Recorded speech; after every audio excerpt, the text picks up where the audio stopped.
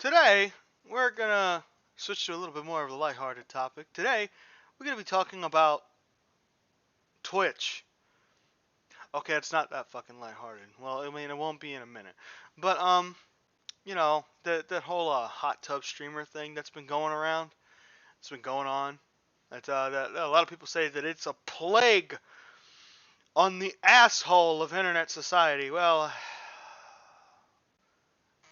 I just can't agree. I mean, I don't really care if, you know, ladies with curvy bodies and nice asses and big titties want to sit in a fucking hot tub and talk to whoever the fuck watches them and types with one hand. I really don't give a fuck about any of that. I just I can't find myself really caring. I mean, there's a few hot tub streamers that I've come across myself that I've literally enjoyed. And hell, there was one streamer that I saw with a goddamn stripper pole in her bedroom. I won't be listing some of these people, but you get the gist. But the bigger picture here about hot tub streamers is not the hot tub streamers themselves. I mean, virtually, they're not really doing anything wrong. They're just, they're using what they have to garner some sort of attention and support and, revenue or whatever the fuck. Like, I mean, it's their business. They can do whatever the fuck they want. I don't personally give a shit. Because at the end of the day, it's not my hot tub, it's not my house, it's not my body, right? However, we do need to talk about a bigger problem at hand, and that's not necessarily, as I said, to do with the hot tub streamers. It has to do with the company Twitch itself, because Twitch prides themselves, or they used to anyways, on being this open-ended platform for people who play video games, who like to watch others play video games, right? And they were really strict on that in the past, and they say that they're strict on that now, but now they're doing this all-inclusive bullshit jargon that you will see a lot of these fucking moronic companies put themselves in nowadays. I mean, it's kind of sad, really. Here's the problem with an all-inclusive environment. We get problems like we have in the movie industry. Now, I'm not going to sit here and say that all movies from the 2010s are bad, because it's just not fucking true. But I will say that a lot of movies do suffer from this all-inclusive narrative horseshit. What I'm necessarily talking about is the necessary, or the necessity, the need, for whatever reason, to have quote-unquote token characters in your movies and or media and or anything else. It defeats the entire purpose, or should be able to defeat the entire purpose, of writing a fucking story to begin with, unless you write to specifically cater to that character's specific needs and or requirements for development. The bigger picture is that if you limit yourself to a certain skin color or ethnicity or sex or race, if you limit yourself with these things, you you can't make everybody happy. You're only narrowing down your audience to a select few.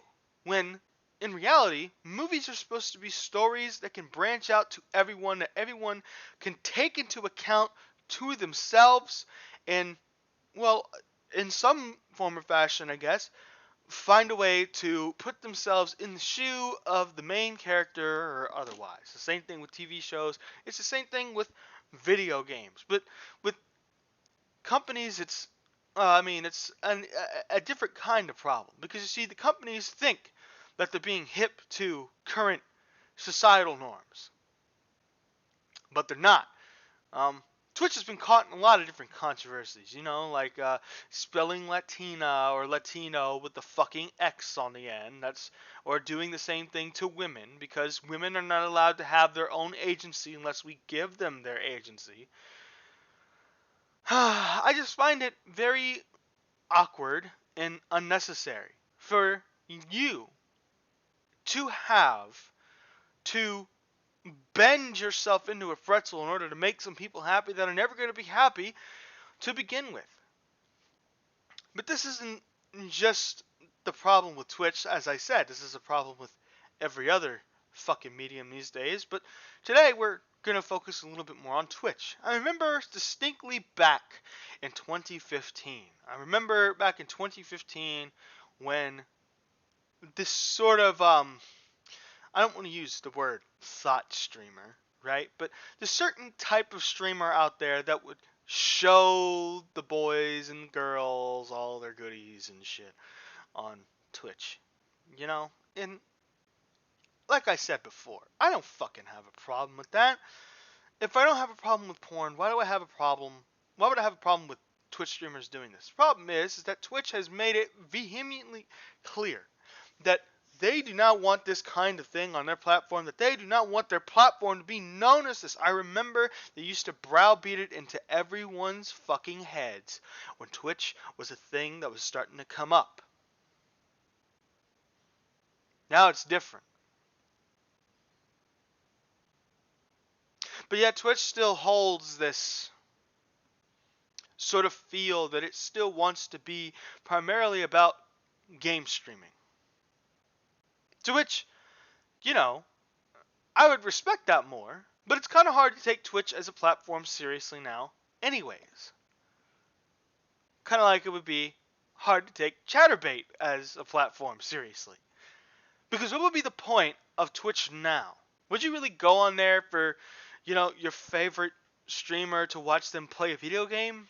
Or would you rather go in there to watch some chick sit in a hot tub? Again, whatever your preference is, I'm not judging. Because like I said, I've dabbled in both. But ask yourself the question here, why the fuck would Twitch willingly play with this kind of new rule set? I mean, they built an entire TOS section around it. Now that is some shit, okay? That's some shit, right? Whenever you play around with your entire terms of service in order to placate to an entire category that is like literally not even fucking a couple months old. But you know how this goes. It's back to the inclusive argument. You see, there are websites for these women to go to that, could just sit around and hang around in a hot tub. But Twitch has bent the knee to people and forgoed their own principles in order to have a hot tub streaming category. Oh well, right? I mean, the only thing that I'm really feel bad for in this case is apparently strip clubs are losing business now, which is hilarious to say now when we're coming out of a pandemic and things are just now starting to open the fuck back up. But that aside, strip clubs are losing money, which, strippers need money too. I mean, there's a reason why they're up on that pole. They're not just up there for, some of them may like it, but not all of them fucking like being presented to a bunch of horny guys after their 9-to-5s. Or girls. Again, I don't discriminate around here. But regardless, right? I feel like we're reaching like parody territory with some of the things that this hot tub streaming category has brought upon us. For instance, there are some really talented female streamers out there, gorgeous female streamers as well. Really talented, really entertaining female streamers out there that don't necessarily have to strip to their skivvies and get wet for, donations that probably really aren't worth it at the end of the day.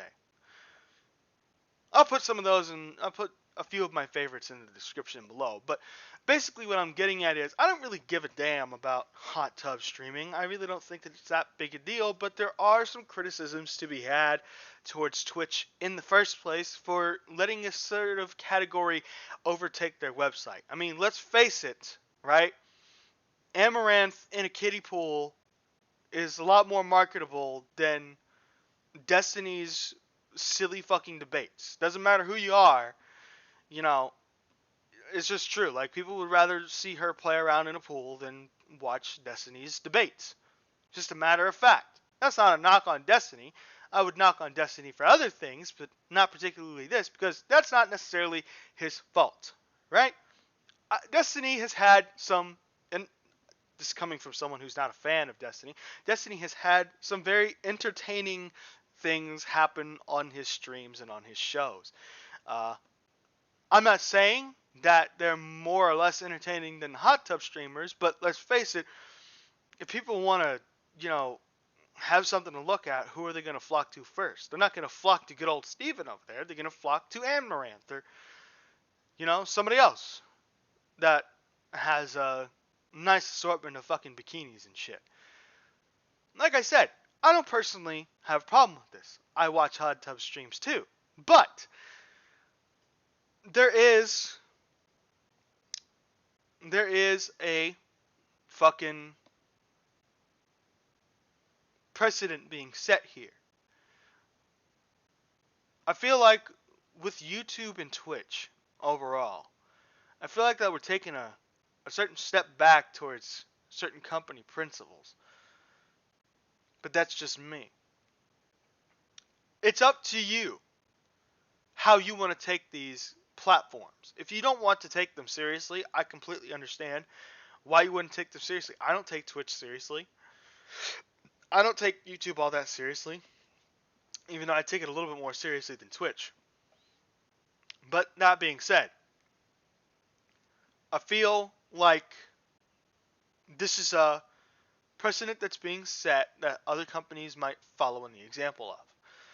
Now, of course, certain companies won't allow hot tub streaming. Not to say that hot tub streaming is the end all be all of evil. But, you know, how people view these things online these days. I feel like there's way too much division between the sexes anyways. I think we all need to come together and just remember that we shouldn't take ourselves so fucking seriously. Looking at you, some of these OnlyFans ladies on Twitter, again, don't have a problem with you doing OnlyFans. That's your business. And some of you I'd probably pay for if I had the money. But, again, not my business. But some of you can be pretty fucking uptight for no goddamn reason.